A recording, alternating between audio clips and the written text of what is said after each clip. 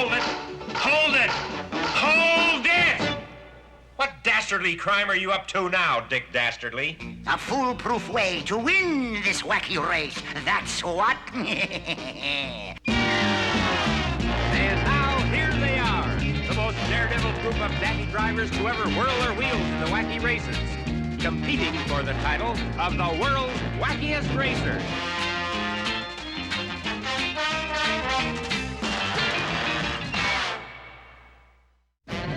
As the wacky racers roar across the desert, dashing toward Hand Springs, Wyoming, the drivers are desperately trying to pass one another.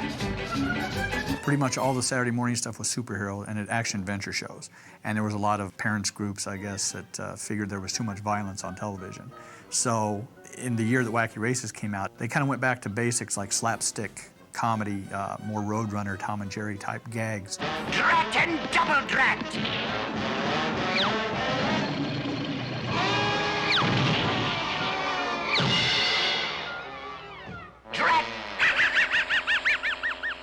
The Hanna-Barbera stuff, when I was a kid, it was like the most polished out of all the productions that were being done at that time. I mean, the music was above par, the sound effects, the voice acting, it all kind of just came together as one solid package. Saturday morning TV at that time for this studio, Hanna-Barbera Studios, was like the mother bird that was trying to feed that nest of newly hatched little birds, because TV was like just having all of these gaping mouths that you had to keep dropping shows into. Just the amount of work that went through there at that time, too, was just it was amazing that they got anything done, just with the schedules and how many episodes that they had to crank out. It's just amazing that they kept that level of quality up. It was like above and beyond anything that was being done at the time. I've always looked at that as sort of an age of discovery in animation, where challenges were thrown at animators to come up with things that have never been thought of or tried before. The first thing that I remember hearing about was the fact that we were to create all of these characters with their cars. Then each week, they would be involved in a race. It was going to be more of a game where you had to send in who you thought was going to win the race every week or something like that. And then there would be prizes given away for kids that would pick the winner. It was more of a game show than anything else. And of course, I think the powers that be stepped in and said, you can't do that. So anyway, it just became the show that it eventually evolved into. You know, they did 17 half hours, and each half hour had 2 different cartoons. So, you know, that's what, 34 different races, and you have people like Iwo and Jerry designing this stuff. You're not going to get anything bad anyway. They probably had 100 cars to choose from. You had so many hands in this show. I mean, you get all those people in a room, and it's going to be pop culture of whatever was popular at that time. With Wacky Races, I think there were a lot of things in movies that were sort of like that. So you had Frankenstein-like monsters racing alongside classic 1920s gangsters. It's almost like they weren't trendsetters. They just kind of went along with what was going on. If it was a popular TV show, or if there was an aspect of the TV show that was popular at the time, they would take that and expand on it and just kind of give it a little bit more of a twist rather than just do it verbatim. Hanna-Barbera always seemed to understand the importance of having distinctive vehicles. The Flintstones car, the Jetsons car. If you saw those without seeing any other characters or even a background, you'd know what show it was from because they were so unique. The great thing about the Hanna-Barbera cartoons and the period of time that these shows were produced is that they utilized actors who originally came from radio.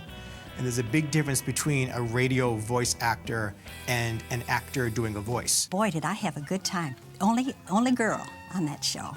And all these wonderful actors.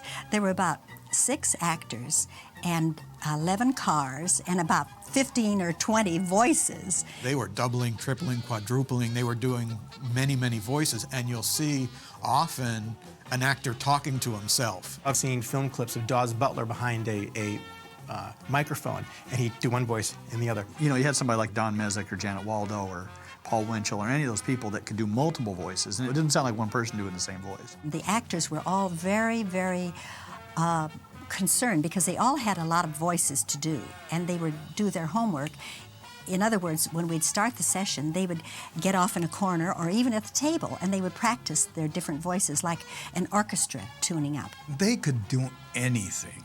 I mean, they were just marvelous. And they not only would answer to the traditional feeling of a character, but they would be so inventive. They were as creative with an off-the-top-of-the-head approach to a character as we might be in terms of how you design the character.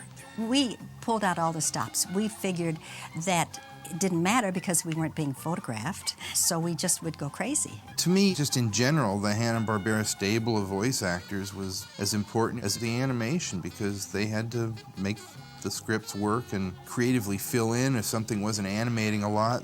They had the best voice talent of anybody, I think. You're working with limited animation here. You can't do full-out facial expressions like you can in a feature film. You don't have the time, you don't have the money or the budget, so you rely a lot on the voice to bring across, acting-wise, whatever you can't do character-wise in the animation. The Wacky Racers are off to a good start, folks. All except Dick Dastardly, who seems to be tied up at the moment. Drat! Hanna-Barbera probably started using the narrator in Wacky Races because of the nature of the show itself. Because it was a race, and races generally have someone calling the race. And also, again, I think it probably had to do with the number of voice actors that they were using. It freed them from the characters having to give a lot of exposition that the narrator could do in a humorous way. You always felt that the narrator was actually there watching the race or officiating the race, because every once in a while Dastardly would break that fourth wall and look right at the camera and start talking to the narrator. Better watch out, Dick. Why? You're approaching the end of the bridge. Huh? Yikes! They were very smart to use a narrator in the show because, again, when you're working with a limited budget and a limited time in animation, what the narrator did for this particular show is it moved the pace of the cartoon along. And away they go on the way out Wacky Races. Wacky Races title sequence was a really neat graphic take on it. Introduced all the cars. It's like 30 seconds. They show the entire show right there. You heard that theme music, you heard the thing, you know, you come running out of the kitchen with your bowl of cereal and you're there. Jerry Eisenberg had just a natural feeling for what this show required. Most of it just came out of my imagination as far as for the looks of the cars. You remember things that you've seen in the past, whether it's in a cartoon or a live-action movie. We always had books to look at for reference, you know, maybe a little something would trigger a thought. One of the things that makes the show interesting is the fact that these cars had a great deal of diverse looks and names. Joe Barbera would come down to our room and pick the ones he liked. Sometimes he'd make a blend, you know. He'd say, take a part of this one that someone did and part of this one that maybe someone else did and put it together. Originally, I designed a boulder mobile, like a car that looked like a big boulder with this one caveman sitting in it. And Joe liked it. But then he came back the next day, probably talked with his writers, maybe the network people. And he said, well, we'd like to have two cavemen in it. Let's make them the Slag Brothers.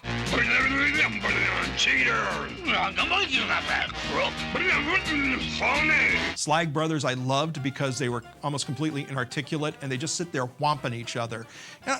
How great is it to ride around in a rock and just beat your brother on the head with a club, you know, and go, ugga, ugga. They just like smack the other cars with their clubs, and when something wasn't working right, the car would break in a pebble. The creepy coop is losing traction on the ice, and Little Gruesome shifts to dragon power for a little flame action. It worked! What I liked about the Creepy Coupe monster car is that they would shift into various gears on the dashboard there, and you might have dragon power. I love the Gruesome Twosome. They were great. They had that big old dragon in the belfry, and whenever they needed to get ahead of somebody, the dragon would just sprout wings and off they'd fly. This is one that Jerry and I sort of threw back and forth, kept adding ideas, you know, such as bats flying out of the belfry, you know, that sort of thing. The gags like that, whether they were written or whether they were just put in the storyboard stage, I mean, the gags like that just made me howl in front of the TV. Driver Pat Pending is always inventing. How about that bit? He's changed into a giant drill. Professor Pat Pending in the converter car, he would shift into certain gears on his dashboard. It's the converter car is exactly what it is, a car would convert itself into anything at the time that Professor Pat Pending needed. I've seen it turned into a vacuum cleaner. I've seen it turned into a hot air balloon.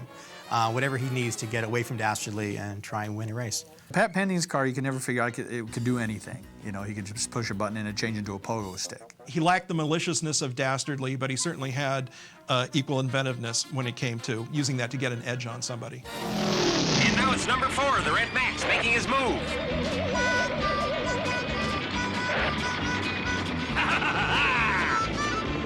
That's not a car, that's a plane, you know. It may skim above the ground, but the guy was pretty close to just making an air race out of it. It's an airplane. And it would jump over the other cars. I love that car because it could take off and pass everybody. Uh-oh, Penelope's having a little engine trouble. Oh, dear. Now, what can the matter be? Penelope Pitstop, I loved. One of my first crushes. Oh, I love that. Isn't that nice? I mean, she's so cute in that southern accent. Thank you, Colonel. Mm. Ooh-wee! You all can invade my plantation anytime. I remember Joe coming into my office and saying, I'm in the middle of a meeting. We're going over the wacky races, and we came to a realization that there were no females in the show at all. And he said it would help if we got at least one in there. And he said, just put together a car and a girl. She was designed in about 2 hours, I think. For Penelope Pitstop, they just called me to a session for the wacky races and said, you're Penelope Pitstop. Well, Southern gal, you know, she's driving this car, the compact pussycat. She drove it and she had her own little beauty supply there, you know, and she could put on lipstick while she's driving and she could fix her hair and she'd say, oh dear, you know, something's falling apart here. I thought it was funny that she could push a button and a huge hair dryer would come out of the trunk, comes down over the car, you know, it dries her off, spoofs her up, and yet the 20 minutes it took her to do that, it doesn't matter, she still won the race. Speed limit, 85 miles an hour. Quit dragging your feet, Meekly. Charge! The Army Surplus Special, you've got a tough sergeant and a meek private. So what do you call them? Private Meekly. You know, Sergeant Blast, because he's got a loud, obnoxious voice. And you put them in an Army tank, you throw a number 6 on, and it's a race car. Servicemen gags were always funny. I like to see Sarge, you know, yelling his head off. Ouch! Out of the way, Meekly! Army Surplus Special I liked a lot. It would like just shoot randomly, you know, like the cannon would shoot and they'd get out of control and they'd be spinning around and stuff like that. Uh-oh, looks like too much hill for the Anthill mob. All right, you guys, everybody out and push. The Anthill Mob number 7 in their bulletproof bomb, I mean, they were obviously a 1940s Untouchables era car. Gangsters are in the car and they're trying to win a race. I always liked when their feet came out the bottom and they, you know, I'm sure everybody liked that part, but I thought that was kind of neat. And the fact that they were just always bunched up together and they always ran in a bunch. Wow! Listen to that motor hum. That's quite a powerful motor you've got there, Luke. Yep, and it costs only peanuts to run. The Arkansas Chug-a-Bug, that was pretty cool because you know, the guy driving at the wheel was always asleep and the bear was always freaking out.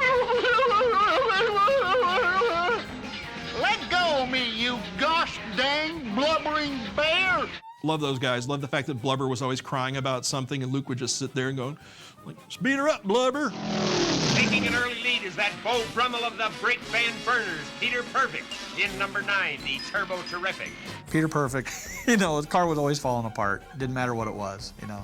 He'd just stop it and it would fall, the wheels would fall off. He was always trying to rescue Penelope, which was very nice of him. Having automotive trouble, Pretty Penny?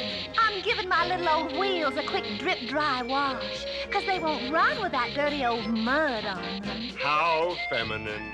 I always kind of sensed that there was something going on between Penelope and Peter Perfect, because he'd call her Miss Penelope, and then she'd say, oh, why, you're just a little old cutie pie, Peter Perfect. Halfway to Handsprings, Rufus Roughcut in car number 10 hacks his way ahead. Rufus was, you know, big, burly, Paul Bunyan type, kind of a lunkhead, and Sawtooth was, you know, he's kind of the brains of the organization.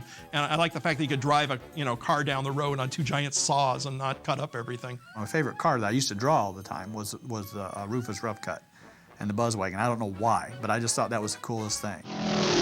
Nothing can stop us now, Muttley. We're a cinch to win this one. One more exhibition like that, and you'll walk the rest of the way. Gotta love Dastardly and Muttley. They're just classic, and just left to their own, they were amazingly funny. Dastardly was some wild scheme, and Muttley just sitting off to the side.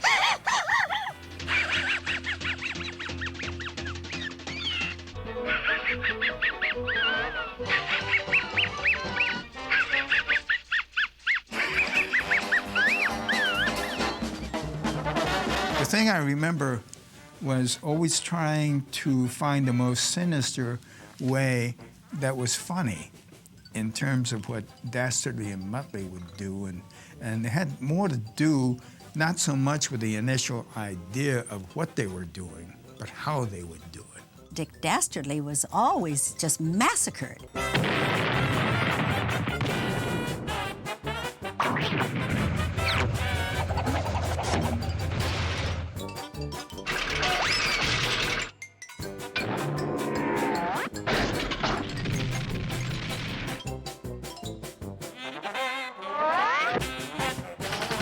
You know going in that the Wile E. Coyote is not going to catch and eat the Roadrunner, just as you know Dick Dastardly, for all his machinations, is not going to win the race. Still, it's fun to see him try. It's fun to see him mislead everybody, to set traps, to have the running relationship with Muttley, because sometimes you get the idea like these two are really not fond of each other, but Muttley is with Dastardly because I think Muttley just enjoys to see Dastardly destroy himself time after time and gives Muttley something to laugh at. Muttley! Do something! Anything!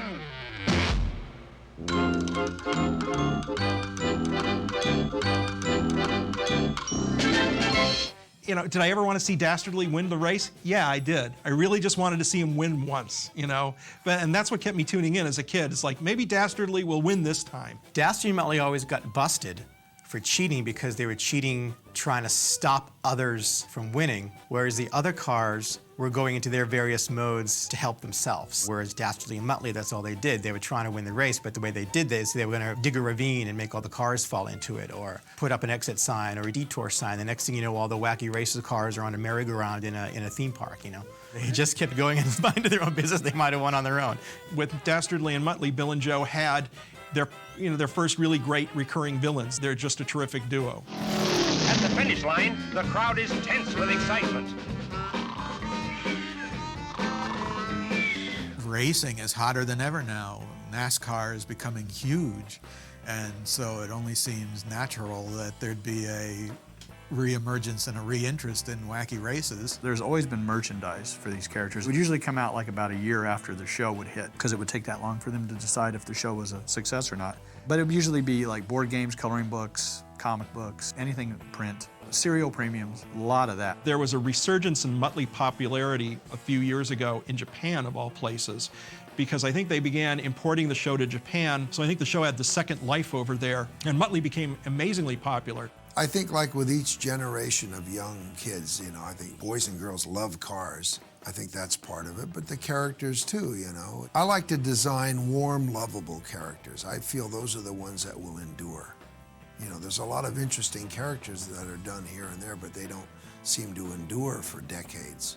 My kids grew up on my cartoons because they were always watching, and I was probably in the kitchen doing the dishes or baking a cake, and they remember everything about all the cartoons that I did. The Hanna-Barbera cartoons are timeless. Just because something was produced however many years ago, doesn't matter. They still hold up today. For some reason, I think what they do is they take you back to a simpler time when you were a kid and didn't have a care in the world. I think that the thing that appealed to me most was just the fact that it was just a slapstick cartoon. It was those old gags where, you know, they drive off a cliff, they're suspended in air for 2 seconds, and they drop off and crash. The attitude of the shows in themselves, if you search deeply into these shows, there is a very relatable human quality in terms of delivering something that they would hope would be entertaining to the public in general, but in a meaningful way. The 00 is yet to reach the finish line. What happened, Dick? I stopped to give someone my autograph. Oh, you're kidding. Who would want your autograph? Him!